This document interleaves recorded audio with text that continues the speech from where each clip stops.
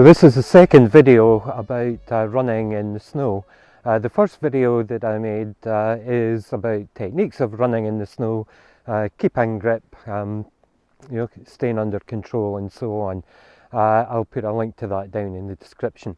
This one is more about being prepared for running in the snow. Some people might think that this is a bit overzealous, but to me I would rather prepare for things to go wrong than for things to go wrong and find myself unprepared. So I've been carrying a backpack in the hills round about Falkland for 4 years now, and I've never actually needed to use any of the stuff, but that doesn't mean to say that I never will need to use them. As the Boy Scouts always said, be prepared. If you're prepared, then you stand a much better chance if things do go wrong. Okay, so let's see what I've got in my backpack, what I carry and why I carry it. Okay, so this is the backpack that I carry. It's a very lightweight. It's really quite cheap, in fact.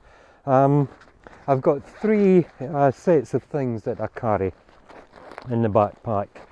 So let's see what we've got. First thing doesn't actually go in the backpack at all. The first thing and the main thing, if you never carry anything else, is a mobile phone. If things go wrong and you've got a cell signal, then at least you can contact somebody to say, this is where I am, this is what's happened, can somebody come and get me? Of course, that's no good if the battery is dead, so make sure it's fully charged before you come out. Now, one of the big problems that people don't think about is that batteries are badly affected by the cold. Putting it in the backpack is going to be exposed to the lowest temperatures, so this actually goes inside your pants, somewhere nice, snug, secure and warm.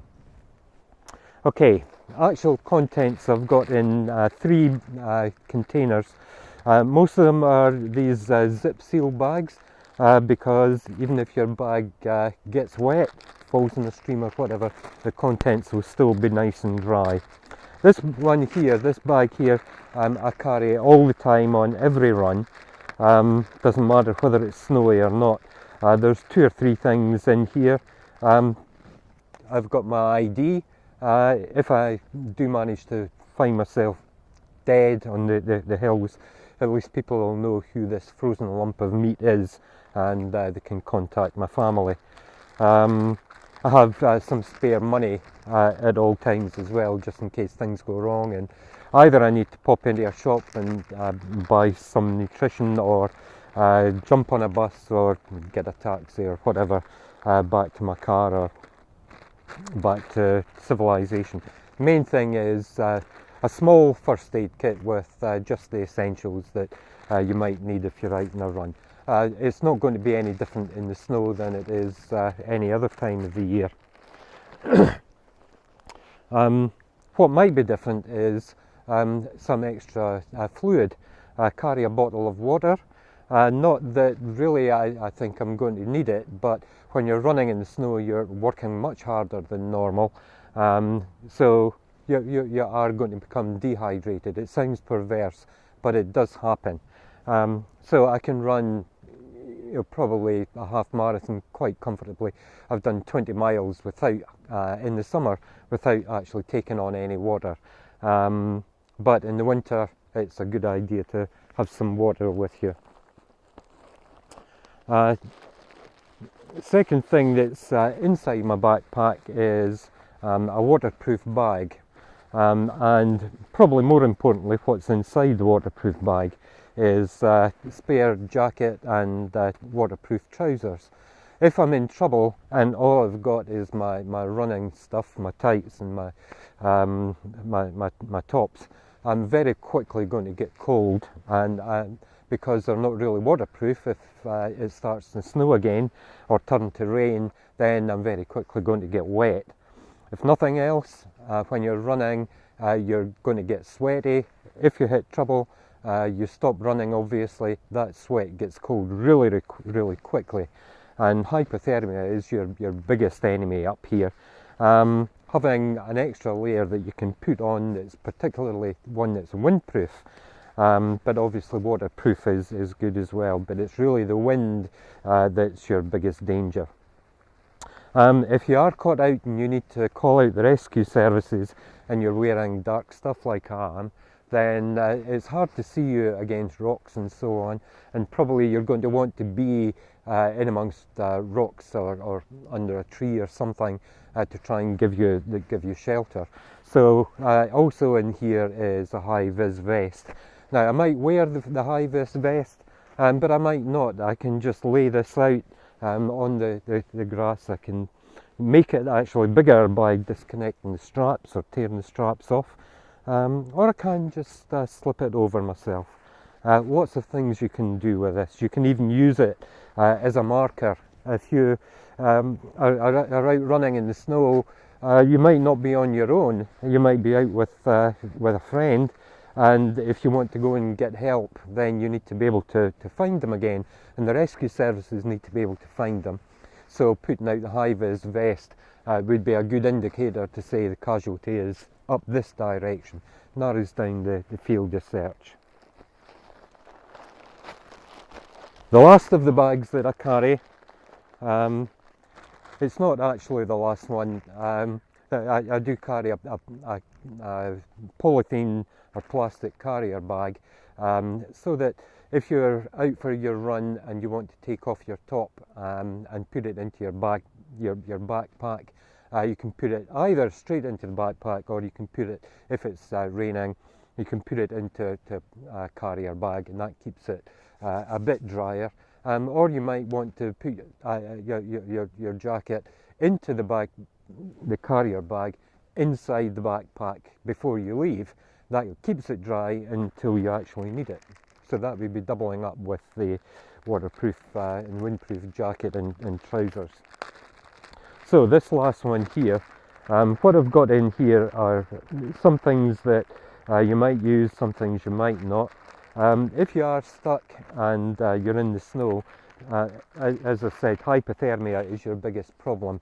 I've carried this, it's an SOL, Survive Outdoors Longer emergency bivvy.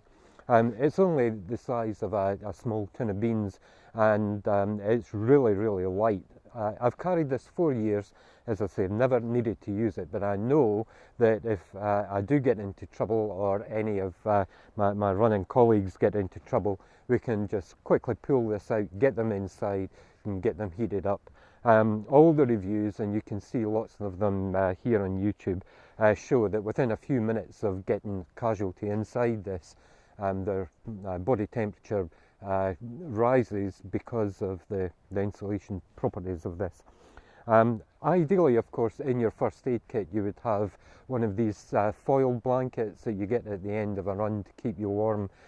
Good tip, don't open it up, keep it in its little packet, put it in your first aid kit, put it on the ground.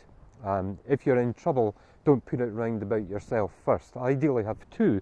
One that you put on the ground as a bit of insulation from the ground.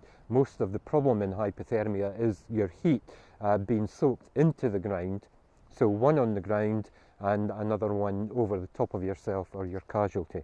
But the best thing would be one on the ground and an SOL emergency bivvy. They cost about 15 British pounds, 20 US dollars, and this really can be a lifesaver. Good. Also in here, I said about HighVis and being able to use that to send any rescue party in your right direction.